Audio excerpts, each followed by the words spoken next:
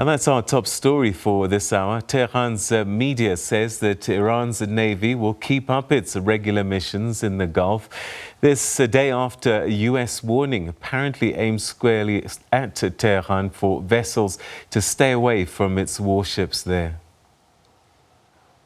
Iran's Navy will keep up its regular missions in the Gulf, Tehran's ISNA news agency reported Wednesday.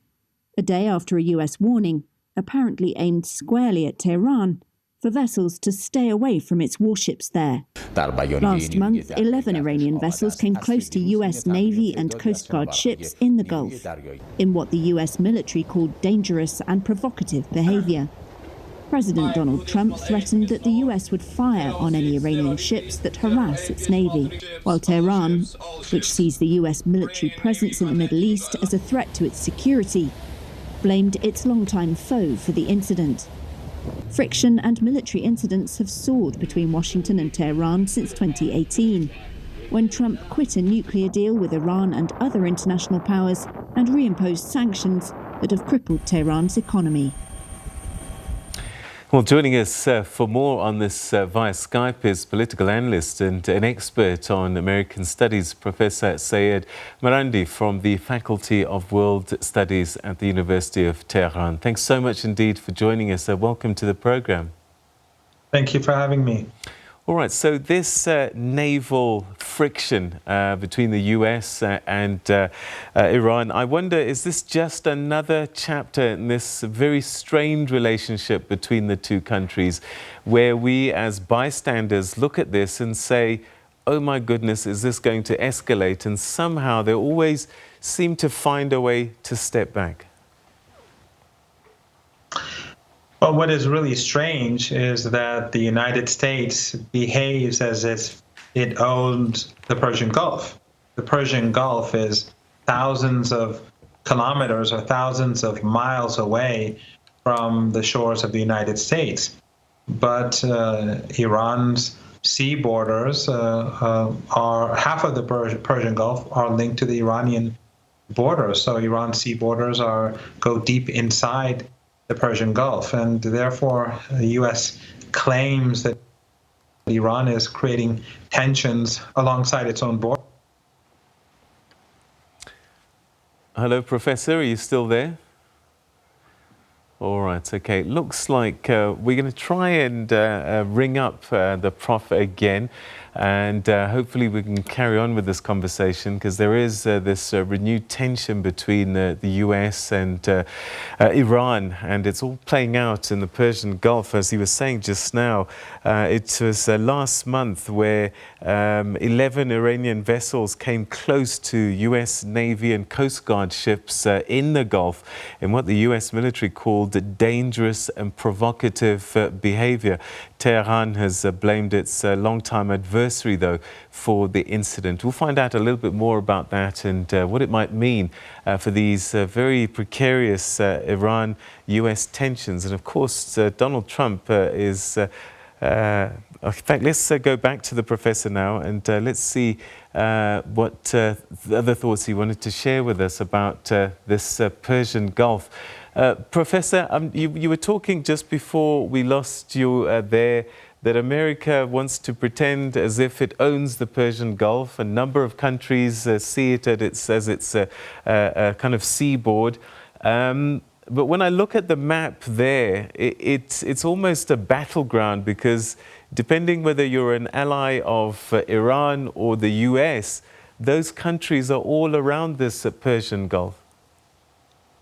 Well, the problem is that the United States has been aggressive in this region, not only towards Iran, but we have to remember that the United States helped create the Taliban in Afghanistan, thus destroying the country. And the menace of the Taliban we see continue to destroy the country today.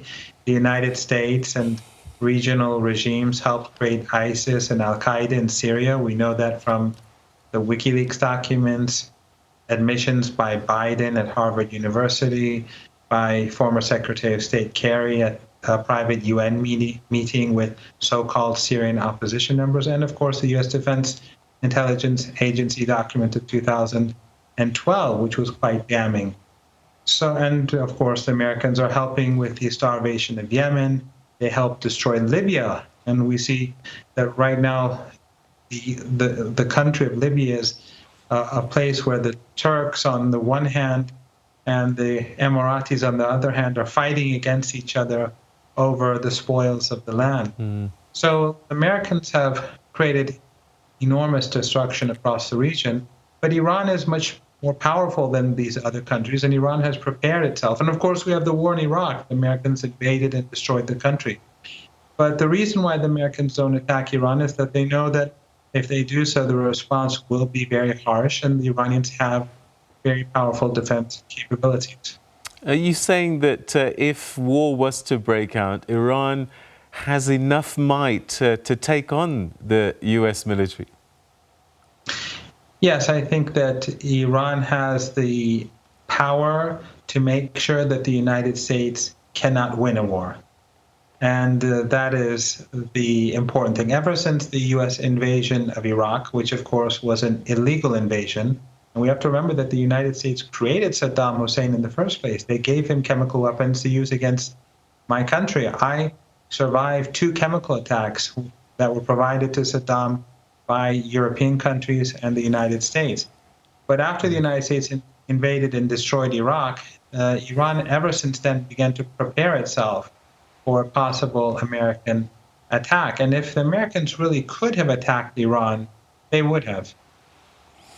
All right, so what do you make of some commentary that's suggesting that Iran and the US are moving more towards limited cooperation at this time and perhaps stepping back from the adversarial nature of their relationship? I don't see that happening because I don't see anyone in Washington that is, let's say, in a position psychologically or politically or temperamentally speaking to behave more reasonably towards Iran. The United States has never forgiven Iran since the revolution 41 years ago. And the hatred towards Iran is because of the revolution, where the Iranians became independent of U.S. foreign policy, including towards South Africa, by the way, because at that time, before the revolution, Iran had close relations with apartheid South Africa and was in alliance with the United States and the Europeans. And then after the revolution, Iran broke off ties with both the apartheid regime in South Africa and the apartheid regime of Israel. So the United States, Donald Trump in particular, broke off this 2015 nuclear deal. And there's been huge tension between the countries since then. In an election year, might there be some movement perhaps towards finding some kind of solution between America and Iran over Iran's nuclear capability? Well, your statement is based upon the assumption that a predictable, normal person is president of the United States. And what you say sounds very reasonable, that in an election year, the president of the United States would not be looking for trouble.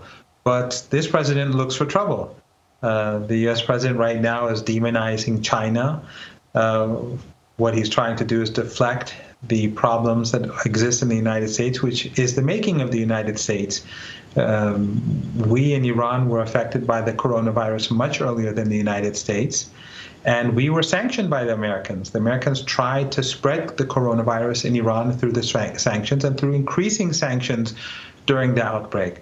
But the situation in Iran is under control, and we were affected much earlier, and the situation in the United States is catastrophic. So Trump cannot blame China because Trump had much more time than Iran did to prepare his country. But what he's doing is that in order to get reelected, he's willing to destroy the U.S.-Chinese relationship. So when you have such a person in the White House, then you really cannot construct models, the sort of models that you are constructing, which sounds reasonable, because he is not necessarily going to work within that framework of reason that you or I would assume under normal circumstances. Well, let's go back to this Persian Gulf and this Gulf of Oman. What is at stake strategically for the United States that their presence there is so important to them? Well, it's control and hegemony. I mean, right now, Iran has sent 5 ships of fuel, 5 fuel tankers to Venezuela, which is normal. Iran is a sovereign country, and Venezuela is a sovereign country. But we're hearing that the United States is threatening the Iranians and threatening the Iranian ships, and the U.S. Navy is in the region. The American media is speculating. Bolton has tweeted that the United States must stop Iran. So the United States does not behave like a normal country. They behave as if they control and decide what goes on in this world. So when the Americans are so unpredictable, and we do not know if the Americans are going to block these ships or not, when the Americans behave with such impunity in the high seas, then of course that means that the Persian Gulf and the Sea of Oman are unsafe because of the United States. Right now, the Americans are harassing ordinary Iranian ships, civilian ships, and cargo ships that are conducting trade between Iran and other countries.